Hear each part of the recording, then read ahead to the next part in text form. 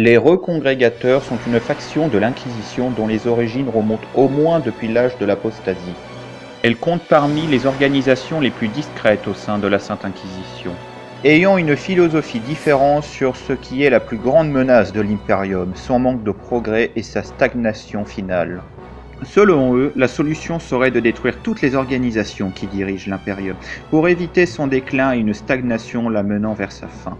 Pour eux, ce danger passe avant toutes les autres menaces. Si l'Imperium ne guérit pas de lui-même la maladie qui la ronge, alors ce seront des hommes audacieux et visionnaires qui devraient lui venir en aide pour trouver le remède.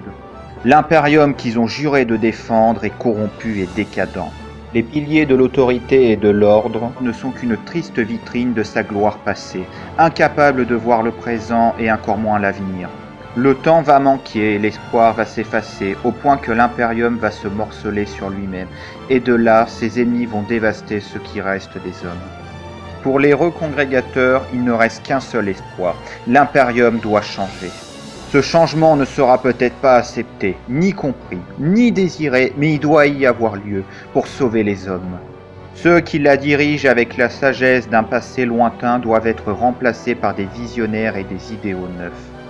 Toutes les grandes structures qui la dirigent doivent être abattues et reconstruites sur de nouvelles fondations. Le devoir sacré des recongrégateurs est d'organiser les événements qui l'amèneront au changement et au progrès. Pour certains de leurs membres, la méthode la plus efficace est un changement politique dans la bureaucratie de l'Imperium, en influençant idéologiquement les dirigeants et les gouvernements.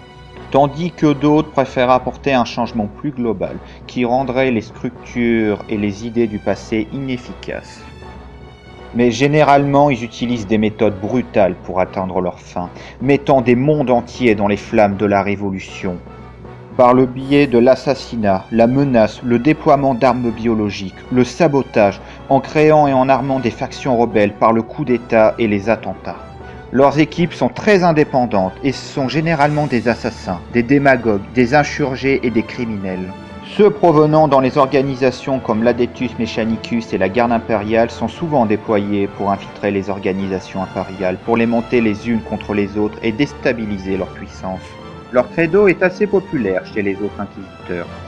Étant donné son intérêt pour le fonctionnement interne de l'organisation impériale, nombreux de ses membres appartiennent à l'Ordo Hereticus. Cela les met dans une position idéale pour découvrir les individus, les organisations et les événements pouvant être utilisés à leur fin.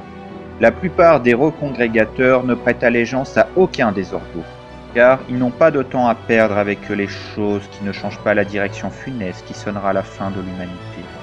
Certains membres de l'Ordo Malleus, ayant vu pendant des années les piliers de l'Imperium s'effriter par les influences et les tentations du chaos, suivent plus ou moins l'idéologie des recongrégateurs. Bien que quelques-uns sont dans l'Ordo Xeno, attirés par la possibilité que les connaissances des Xénos puissent introduire le changement dans l'Imperium. Actuellement, elle s'oppose à de nombreuses factions présentes dans l'Inquisition. Ils sont en guerre constante contre le Libricar, usant tous deux de vendettas violentes et parfois d'affrontements directs. La Sainte Inquisition est souvent obligée d'intervenir pour limiter les dommages de cette guerre clandestine.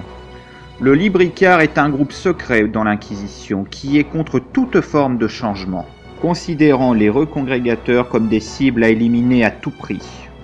Une grande question subsiste concernant les logomanciens, sont-ils l'une de leur création? Car l'idéologie logomancienne, la recherche de savoir perdu et interdit pour devenir un phare à l'avenir de l'humanité. Ce sont peut-être des signes de l'influence des recongrégateurs, sûrement. Mais le problème avec cette théorie, c'est qu'il y a peu de chances pour qu'elle soit vraie. De plus, il y a déjà eu des conflits entre les deux organisations. Pourtant, elles ont beaucoup de points communs par leur idéologie, leur méthode et leur désir de sauver l'avenir de l'Imperium.